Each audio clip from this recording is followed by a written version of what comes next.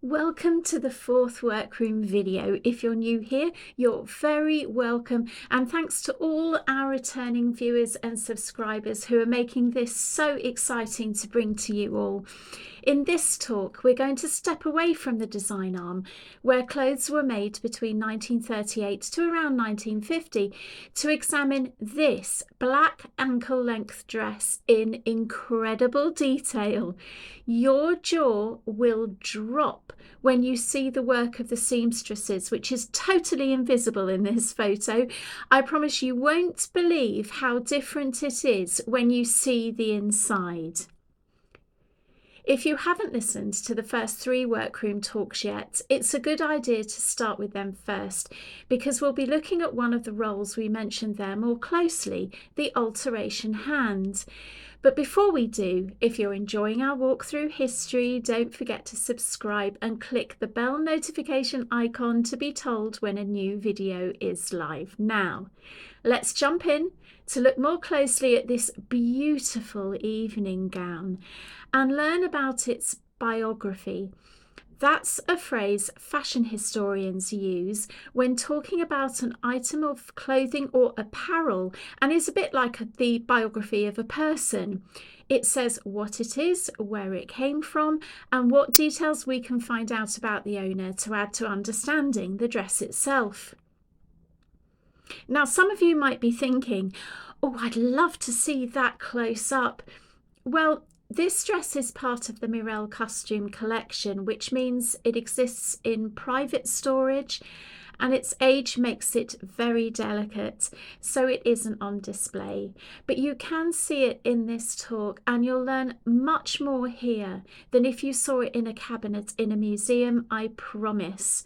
By the end of this talk, you'll have a clear understanding of what this dress looked like inside and out, including its design elements, and we'll show you techniques fashion designers use, like fashion flats as well. They're coming up, so stay tuned.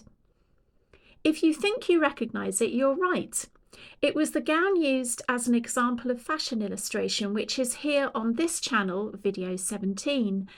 I illustrated this dress using traditional techniques with watercolours and pen and ink, which is one of the ways they would have done it at the time it was made.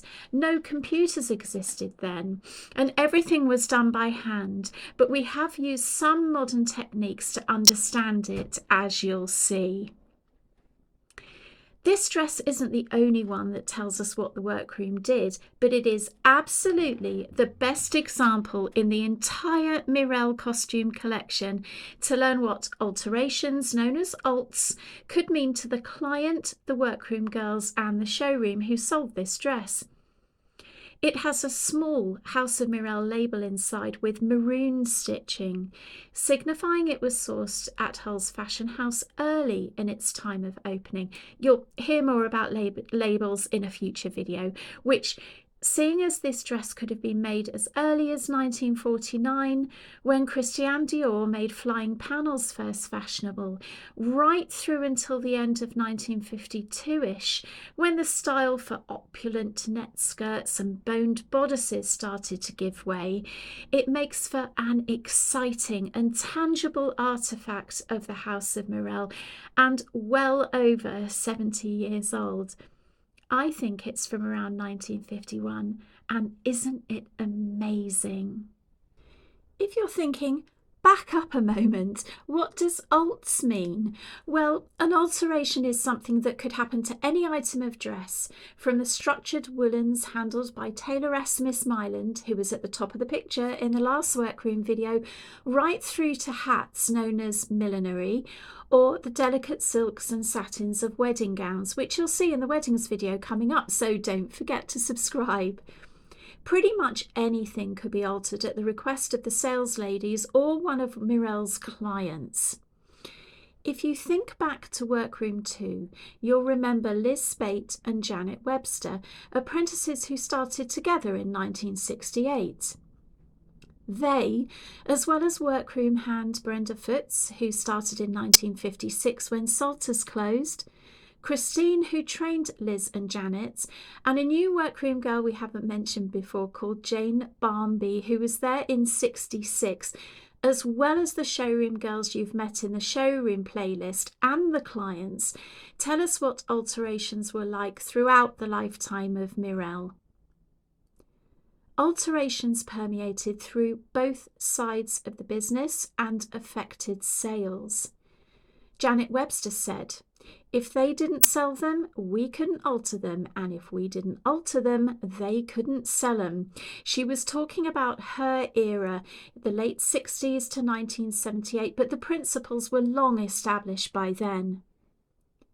By the time this dress was bought, the design arm was, to all intents and purposes, obsolete, and it signifies a time when the workroom was already pivoting towards doing only alterations that they had always done from the beginning, but would continue with until it closed. We've looked at the design arm and will do again, but this dress overlaps with Eileen Goodlass, who you met in the first workroom videos, and establishes how vital it was that they had a skilled and knowledgeable alterations team. As such, it's an excellent example of what an item of clothing went through until Mirelle closed in 1978. Put it simply, alterations, or alts, were any adjustment made to an already made item of apparel, including hats, which we'll look at separately, but Janet Webster summed it up in a way that explains it far better.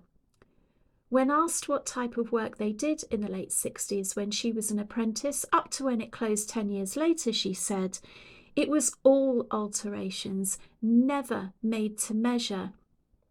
You'll remember made to measure was the term to describe an outfit that had been especially made for an individual. She continues, "With alterations, you have to take it apart and put it back together again.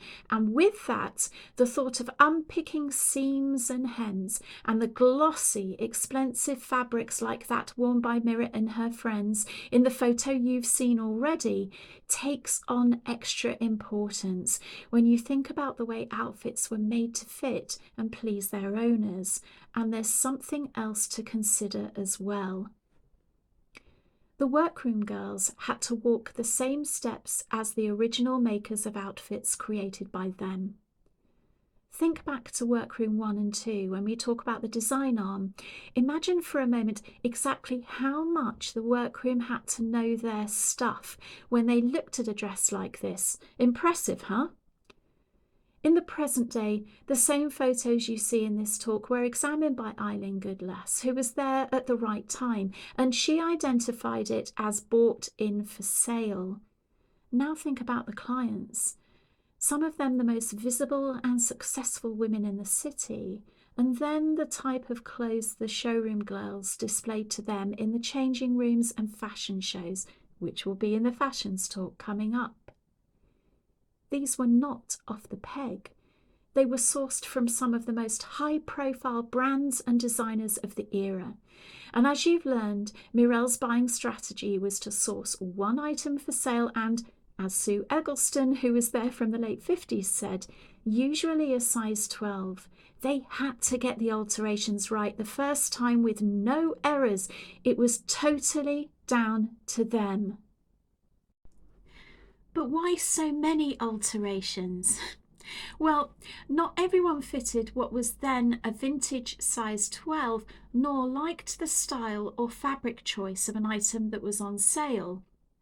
Alterations fixed that, even when a larger size was available or could be ordered. Remember that the Mirelle buying strategy we talked about in the showroom videos assured that no one else would be seen in the same item? Typically, they ordered one in one style. Well, alterations also helped with making sure it was still the only item in or around Hull, because even though Jackie Weinberg, who was there at the same time as Liz and Janet from 68 to 72, said they could order a size up, their business model made more money if they offered a full alteration service for the one exclusive item of high-end wholesale couture or hat. We'll come to how wholesale couture houses worked in a separate video, which helped the alterations process too. But before we do, here's a question. Have you ever worn vintage clothing, and what did you think about the fit? Let us know in the comments below. It's the memories of the workroom and showroom girls, as well as the customers and clients, that help us to understand what went on in the workroom, but we can also see from looking at surviving clothes.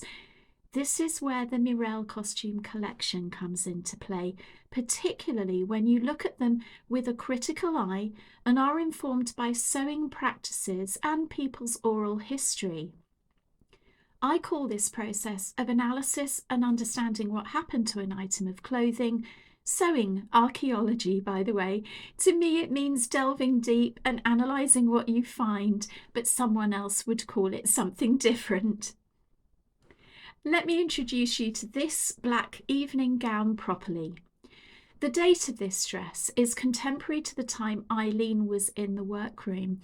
I think it's from around 1949 to 1951, maybe 1952, and that's to do with the style of the strapless boned bodice and long full skirt with a mesh overlay, but also the side panel of fabric called a flying panel you can see hanging to the right of these pictures, but on the left of the dress. When looking at the same pictures, Eileen's first comment, which she said immediately and with no hesitation, was that fabric could be bought in Hull. Then she said it was a manufactured dress, i.e. not made at the House of Mirelle design arm, but her comment about the fabric was interesting and worth going into. She meant the mesh overlay you see here, which is a man-made, wholly, lightweight, stiff fabric, often used in ballerina-style gowns with spiralling synthetic gold rhinestones attached all over it. They're plastic, by the way, not a high-cost metal, and is part of what we look at to guess what might have been the cost or value of this dress at the time. There's no way of knowing, unfortunately, what it would have been bought for in old money, which is old sterling, guineas, pounds, shilling and pence, but all of these things make it look like a relatively inexpensive item. We also can't tell what the original maker or brand was because there's no maker's label. We'll go into why in another video coming up. Looking at the adverts for Thornton Varley's or Hammond's department stores amongst others, it's clear that the interior skirt, which is a natural glossy fabric with a very dense, crisp texture suggestive of a silk taffeta, could also have been bought in Hull. At the time, taffeta was a status fabric, and when made of real silk cost quite a bit too, and was known for being included in the deep skirts of ball gowns and dresses, but there's only one layer of it, and it's not used on the bodice, which would have reduced the cost. Despite saying the fabric could be bought in Hull, Eileen said from looking at the same photos that it was made by a manufacturer and altered by the workroom, so it's not a make. We know you're impatient to see it, but we're not quite ready yet to show you what she saw inside. What process would the designer of this gown have gone through? First, they'd have illustrated their idea in a drawing called a croquis, spelt C-R-O-Q-U-I-S, which is a sketch of their idea using an idealised outline. You've probably seen the sort of things I'm talking about. The outlines of women with ultra-long legs, slender arms and an idealised slim body. In the early 50s, illustrators like those who attended the collections from famous designers or the individual collections in fashion houses quickly sketched what they saw walking in the salons of Paris and London because they weren't allowed to take photos, and fast impressionistic sketches formed a large part of what was seen in British Vogue and other fashion magazines, which you'll notice relied on illustrations as much as photos, if not more so at the time.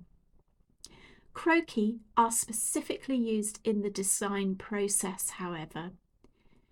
In real life, the woman who owned it was shaped very differently from the idealised croquis or illustration, and must have looked fabulous, twirling and whirling, the weight of the underskirt giving the mesh a discreet lift above it, showing her ankles or maybe even her lower leg, depending on how tall she was.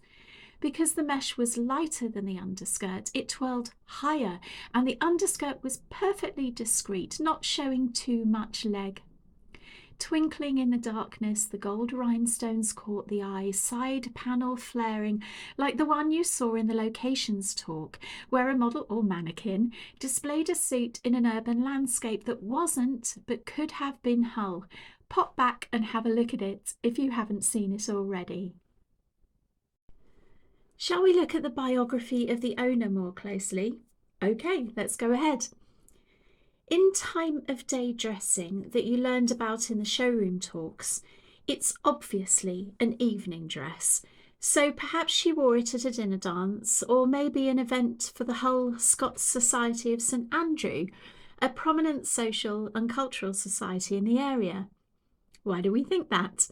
Well, the dress was sold in 2016 in an Oxfam shop in Dumfries, a Scottish town on the tip of the River Nith on the Solway Firth, a large estuary on the west of Scotland which had links to England by rail and sea, as well as a training ground for the RAF at the time it was bought.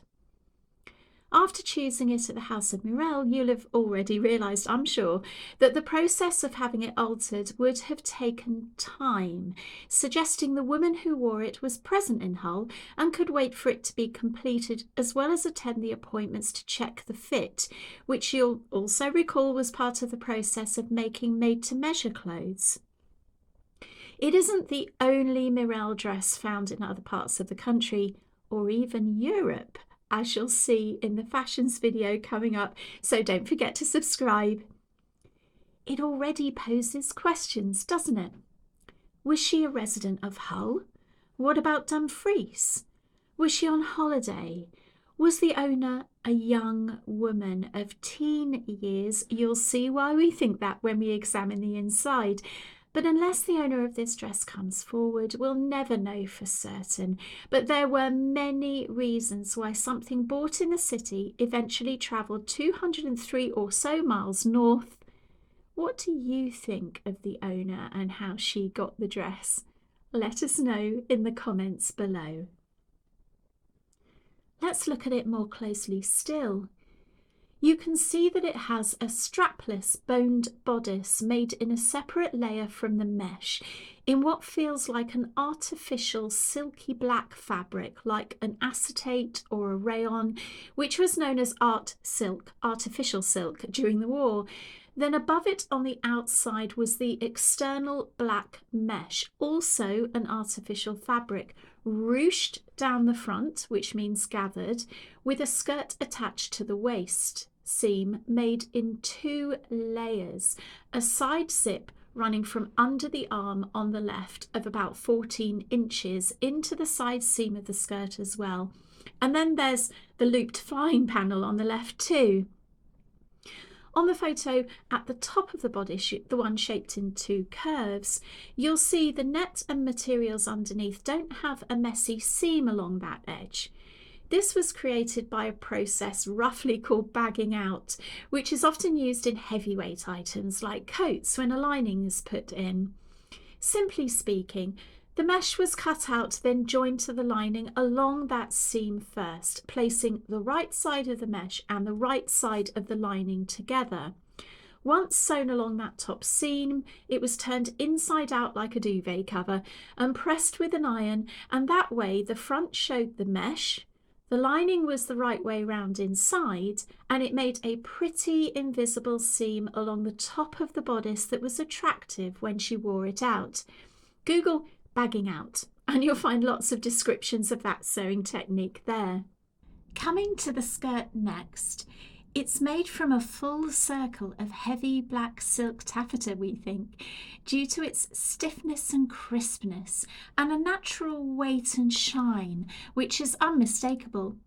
It's cut on the bias, which means the pattern pieces were placed at a diagonal to the horizontal and vertical warp and weft of the fabric in large panels, and so it hangs in bias cut folds which look very different from the mesh, which is not cut on the bias and gathered at the waist where the folds hang more like curtain folds.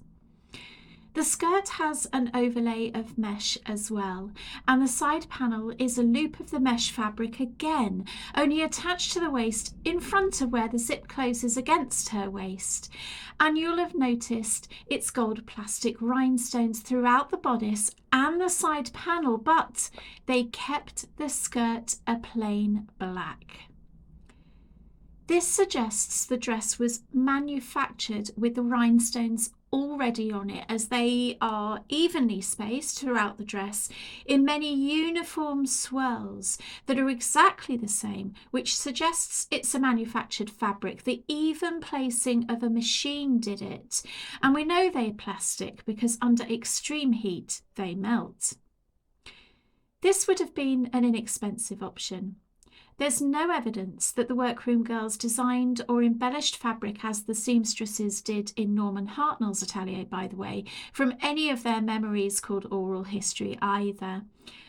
I think that should a dress require it, Eileen's comment, you could buy that in Hull, and the prolific textile industry at the time meant you could probably buy something to suit, already completed with beads or rhinestones or anything else included. And the adverts for Blooms, Thornton Varleys and Hammonds support the enormous variety of fabrics on sale at the time. Check the locations to find out a bit more about where those shops were. Now we've looked at the front, back and full length of the dress, we'll change tack and start to look at its construction. These are technical drawings of the dress called fashion flats, created in a modern day computer-based version, and it shows the way it was designed that a dress manufacturer would read like an architect's blueprint. From this, a pattern would be devised, which we talked about in the first Workroom videos, and from that, its manufacture. The black lines are outlines of where the fabric would be cut out and its seams where it would be joined together, with a small amount of detail about volume, which you see in the shading lines in the skirt. Between 1949 and 1951, manufacture could mean by machine or by a mixture of machine and hand, because it was the era before Mary Quant's mass manufacture in the 60s and 70s, which meant huge factory-based machines and lots of machinists doing everything in huge quantities and what we know today. Then Britain was full of small to medium-sized, often family-owned and run clothing labels, where seamstresses worked alongside their sewing machines in very small factories to finish outfits by hand, like they did at a London-based wholesale couture label called Doreé Leventhal, which you heard a bit about in the showroom videos and will do in new videos, so don't forget to subscribe. A mix of machine and hand sewing was also how the Workroom carried out sewing tasks, but the machines weren't modern. Liz and Janet, who you met in the earlier Workroom talks, say they had treadle sewing machines in the Workroom of the late 60s and 70s, as did Eileen Goodlass 20 years earlier. If you want to find out more about treadles and what they look like, go to House of Mirelle UK and type in treadle, spelt Treadle, into its search bar, and you'll read someone's recollections of using them there.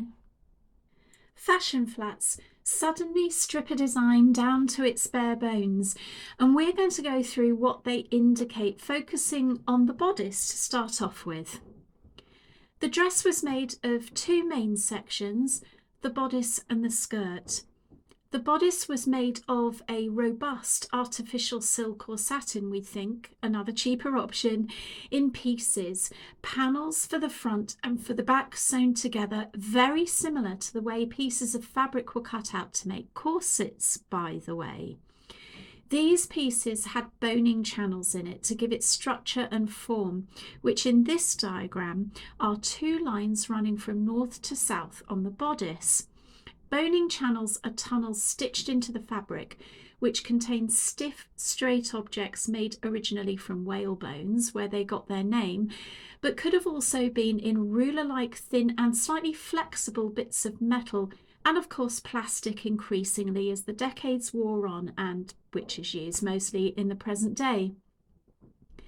Their job is to stiffen a bodice like this in order to keep it flat against the woman's skin, tightly fitting her lumps and bumps, and keep it up on her body. And the reason why it's made of panels of fabric where you can run them through. You do not want a wardrobe malfunction in a strapless dress. In couture garments of this time, bodices were often created with inner corsetry, meaning the woman wouldn't wear this with a girdle, which was a shapewear garment covering boobs and the upper tummy underneath. Its stiffness and structure would have done for underwear instead, and cinched her in to keep its intended silhouette, what was known as the line.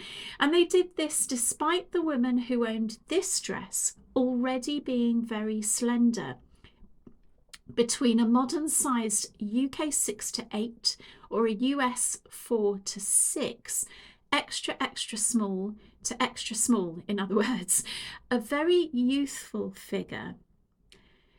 There's another dress in the Mirelle clothing collection which shows this type of corsetry very well indeed. So if you're interested in seeing more, don't forget to subscribe to see when that piece of sewing archaeology is live. Moving to the skirt attached to the bodice, it was made from large semicircular panels of heavyweight silk taffeta, we think, stitched together to create a large floppy circle, far wider at the bottom called the hem than at the waist, where the pieces tapered, and it was hemmed, which is a sewing term meaning a small turn up of fabric around the outside cut edge at the bottom to make it look finished and to stop the fabric unravelling. But we'll find out hemming wasn't necessary with all of the gown. The underskirt is so weighty and stiff it rustles in your hands, but doesn't have the swirly watermarks that some taffetas have that you might have seen on Victorian gowns, for instance. The mesh fabric on top of it was cut to hang in loose gathers from the waist, not on the bias, and made to a different pattern with less fabric than the underskirt, which means there wasn't a bulky, uncomfortable and hard to work with joining of both fabrics together along the waist seam because of the two different weights and volumes of fabrics, one on top of each other. The mesh feels light, so light to be almost inconsequential to the dress, and totally transparent, so you see it had to be made in 2 layers with something underneath. It's noticeable that it's unfinished along the mesh hem. It was not unusual to leave mesh or tulle with a raw edge. You'd expect it in a dress made of a different fabric that would look awful if not finished properly. Imagine that cotton summer maxi you own without a neat hem. But the imaginatively described layers and layers of cloudy tulle, what was typically used in ballerina-style gowns, was very fashionable at this time, and the dress nods to that trend, albeit in a far less complex design than couturiers like Dior used, which brings it towards coming from British brands like Susan Small, for instance. Of course, without a manufacturer's label, we can only guess from looking at the records of what brands were sold at Mirelle. Cloudy tulle was the text Mirror wrote to describe many gowns on sale in autumn 1951, which you can read on the opposite page to a picture of another strapless long dress with a net overlay from Susan Small in a fashion show programme in the showroom videos from 1951. Go back and have a look at the showroom playlist if you haven't yet seen it. Those probably wouldn't have been finished around the hems either, as the tulle fabric itself didn't unravel, and so it was a cleaner finish to leave the cut edge, not to mention cut down on sewing and manufacturing time. Let's pause again before we delve into the inside and the alterations you'll find there. What do you see in this dress now you've learned a bit about the design, fabric and construction? Does it look simple to you? Or would you say deceptively simple like I do? Let us know in the comments below. The workroom girls immediately understood it, seeing everything in a few seconds of their attention like an antique dealer would turning something over in their hands. Eileen recognised elements of its construction from the front and also when we turned it inside out. And Janet Webster also recognised elements of another fabulous mesh evening dress, which is held in Hull Museum's collections and sold at the House of Mirelle in the early 70s. We'll come to this in another video, so don't forget to subscribe. Sewing is a kinetic skill. It requires technical knowledge, judgment and accuracy, as well as flair. If the workroom girls got it wrong, it would ruin the dress, which would lose money and a customer too. Standards were high and woe betide if something went wrong. Can you tell what the workroom staff did by looking at what we've seen so far? From the outside of the dress, you can't see any evidence of alterations at all. There are no stitch marks, no darts, no folds, no thread, absolutely nothing visible except the intended look of the dress. It's only when you turn it to the inside that you can see the changes made by the workroom. Isn't it a surprise? Eileen recognised the alterations carried out immediately. We've looked at these in depth and created diagrams of each of the alterations, which you can compare with the other photos and fashion flats. When the owner was trying it on in the showroom with the sales staff serving her, the fitter would appear from the workroom, maybe along with an alteration hand. They would decide what steps were needed in order to make this dress fit, because it didn't when she first put it on, and it's the alterations themselves that paint a picture of the owner and show us where and why. This diagram was created to map the alterations onto the original fashion flats. Every place you see an A on this diagram is an alteration, which means an intervention after it was manufactured by the Mirelle workroom. There are 26 A's in this diagram. We're going to cover all the essential ones. That's the ones that stand out from looking at the interior. These 26 separate additional things the workroom did in order to make this dress fit the owner were essential, as well as finishing it with Mirelle branding as well. Think about that for a moment while you're looking at these pictures. Can you spot where an alteration was made? What is it in these photos that gives it away? Let us know in the comments below and see if you can follow what we saw when we turned it over in our hands. Let's start with the maybe Scottish owner. The lady who owned this dress had about a 31-inch bust. It may sound small, but over the 70 or so years since it was bought, women's average measurements have increased considerably. Because her bust wasn't as prominent as the bodice had been made for, they added 2 extra bones on the top of the curve at the top of the bodice to stop a wardrobe malfunction. It would have slipped down as she wore it. You can see them here as rectangles, and on the pictures of the interior of the dress are the 2 light purple pieces of additional fabric which were hand stitched onto the bodice. They're about 2 centimetres wide and about 3 inches long, although then it would have been all using imperial measurements, inches in other words. Every time you see a V shape in this diagram, it signifies hand stitching, by the way, which at this time was the primary way the workroom girls worked. They wouldn't have machined these alterations as they needed to make sure they were invisible on the exterior of the dress. And sewing machines leave marks on the other side due to the up and down of the needle through the fabric. The stitching technique they used was a cross stitch around the edges of the bias binding, holding the short bones, and each piece of bias binding was folded in on itself to give a clear hem that wouldn't fray. They sat in the workroom sewing these threads in this way to attach it to the lining, which could move with the owner as the fabric moved with her, so it didn't pucker and pinch. The type of stitch was as important as what they were doing with the bones.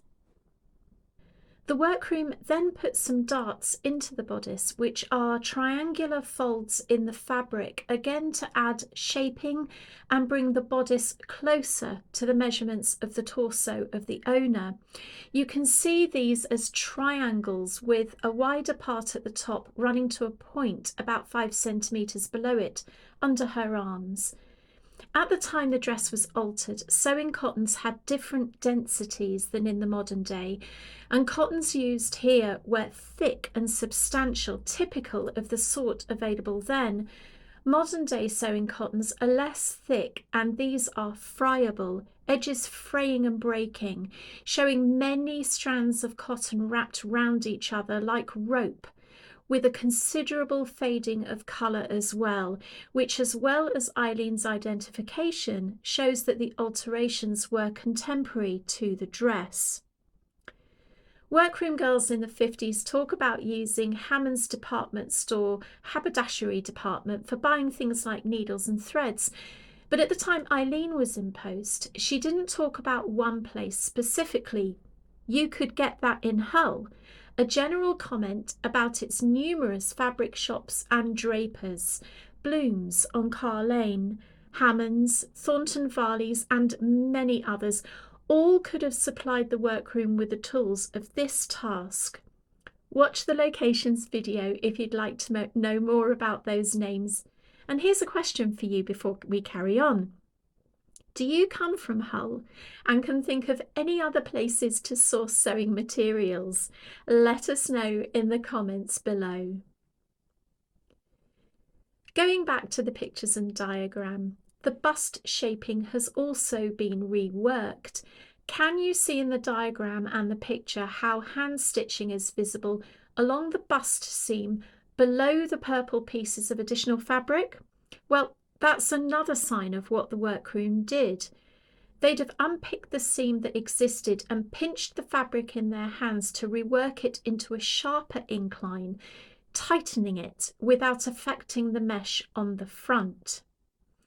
Then the centre front boning channel is broken at roughly the same point as the end of the purple boning channels, but underneath it you can see the perfectly even machined stitching of the longer channel that held the dress up on her body along her tummy to the waist. That regular dash, dash, dash stitching signifies a machine, and that was there before these alterations. This short bone also allowed her body to move in a way you would if you were dancing, and allowed the cloth to move with her body instead of staying in one place like a rigid Victorian corset. Very ingenious indeed. We're already getting a picture that when she stepped into it, the bodice of this dress was too big for the owner and also too flimsy to hold it up. And the rest of the alterations explain what else they did to stop that wardrobe malfunction. It's displayed on a modern day size 8 mannequin or an extra small, which the bodice of this dress is slightly too long for between the bust and the waist, and also the waist doesn't fit, so it's smaller than a modern size 8, more a size 6 with 24 inches around the waist. We had to sculpt that out to fit the dress. Although on the mannequin you can see the extra work the workroom did holding up the bodice was successful. If the length of the skirt went to her ankles or ballerina length, she would have been about 5'10", and if to the floor, a fashionable length in the late 40s, she would have been about 5'6" or 7". Can you start to see a picture of the woman who wore it with her longish torso, small, high bust and very slender waist? It's the interior that tells us what it was like and what she needed having it altered. Now let's look to the join between the skirt and the bodice. There is what Eileen called a Petersham band added around the 24-inch waist, which is an already made piece of fabric called a Petersham, about 2 centimetres wide, often used in millinery and hat making, and also stiffened with tiny little bones running its depth you can see on this photo. The workroom would have made and sewn these in. This was very couture and kept the skirt on the waistline of the wearer. It was closed with a hook and eye along the side seam of the zip, and like foundations on a building, helped the other bone segments in the bodice to work properly as well. Imagine sliding it over your head, closing the hook and eye on the Petersham round your waist, then zipping up the zip afterwards.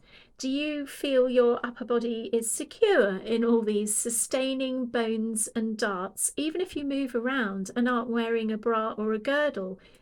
Would you feel safe without one underneath? Let us know in the comments below. Lastly, there's an additional long metal bone which is inset next to the zip on the back. The zip is also made of a substantial silver metal. Darts and additional stitching are seen throughout the bodice, making the fit to the owner's measurements complete.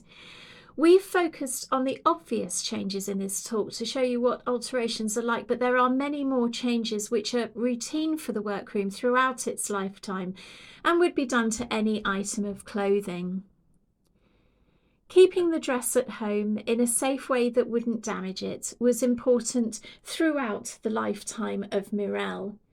Around the bottom of the Petersham are 2 loops of bias binding, which is a piece of fabric cut into a long strip on the bias, which is then sewn along the joins to make a band of fabric, and is another couture finish. In the House of Mirelle workroom, the girls say the bias binding was created from offcuts of fabric, and in this dress were used to make hanger straps. They're in long loops because they were created to hang the dress up in a wardrobe on a clothes hanger.